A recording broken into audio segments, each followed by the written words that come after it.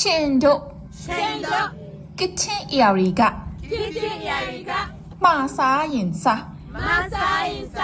မစားရင် မဆိုင် ကျမတို့ဥချွန်ကြီးကို သမိုင်းဥစောချီကို ဝိုင်းစားလိုက်တော့မှာနော် ဝိုင်းစားလိုက်တော့မှာနော် ဟုတ် ဟုတ်